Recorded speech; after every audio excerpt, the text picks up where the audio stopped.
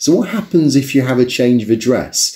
Maybe you've moved premises, maybe you've expanded, maybe you've even knocked through to next door's shop and you now want to just tweak the address slightly to 2, say, numbers on the address itself. What can you do about those things? And what's the easiest way to remove your address altogether and become a service area? Well, let's go straight in and show you how to do it. First of all, you log into your Google My Business and go to your particular listing. And in this case, I've got this fictional hairdressing salon that I've set up. So if you then click on Info, and that's then where you're going to find the address if you have one. And in this case, I have this listed as a service. But if this was listed as a location to be found, so it's a shop front, for example, then you click on the pencil, and then here would be the address. Now you notice in this case I haven't verified the business anyway, so it's yet to be verified. Now you have to enter an address regardless of whether or not you show that address, so that Google My Business can send you a verification. Now whether that address then gets shown or not is a decision you make afterwards, but Google always has to know where your address is based for your business. So it may not be that it's open to the public, that's fine, but that's what you need to bear in mind. So you fill in your address anyway. So if I was to just put an address in, that's just a random address, it then appears here. And if you had this address in here and you now wanted to delete or change the address, you could just literally clear the address and then press apply. So that's how you would do it. Whenever you make a change here though, you are going to need to then confirm it through verification with Google. So that's the way in which you would change the address. It's literally through Info. But if you wanted to, rather than have the address use a service area, which is what we've got here, it means then it's much more specific to an area rather than actually come and visit me, then you can literally just go into here and you can put in the area that you want to serve. So let's say, for instance, I wanted to put in the area of Ringwood, then I can just enter that. And then if I wanted to add another area, say for example it was Wimborne, so I can put that, and so on, and just add in these areas and press apply. And you'll find with all changes it can take a while before it's verified. Google needs to then clarify it. Google will send a postcard for you to confirm that.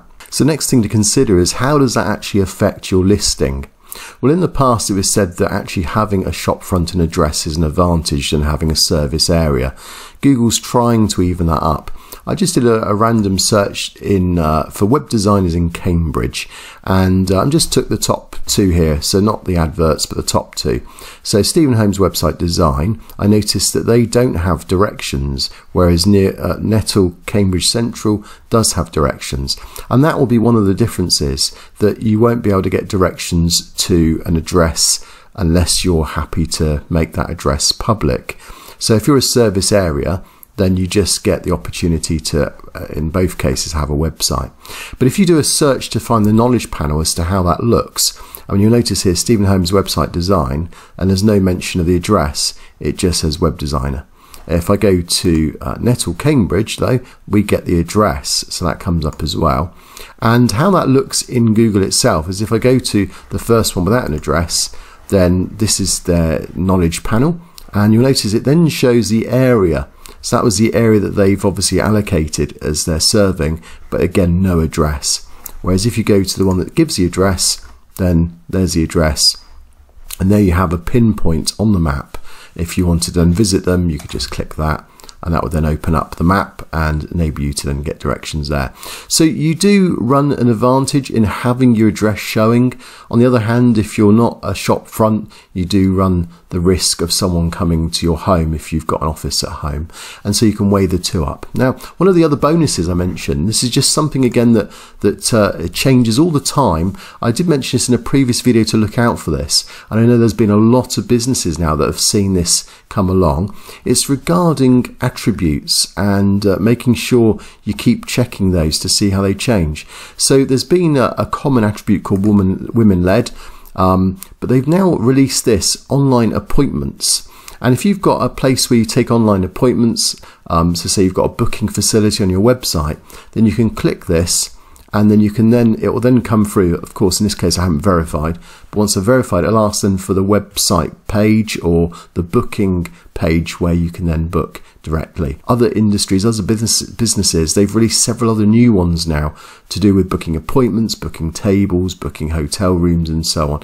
And this is changing a lot, and this is probably one of the biggest releases that will come out over the next few weeks as well. So look out for that, and do keep checking back. And of course, if you update it, you get a big advantage, because often Google will then show those things within the map. So you'll find that you get extra buttons and things that come up, and you'll get a lot more benefits and advantages over the competitors that haven't done that.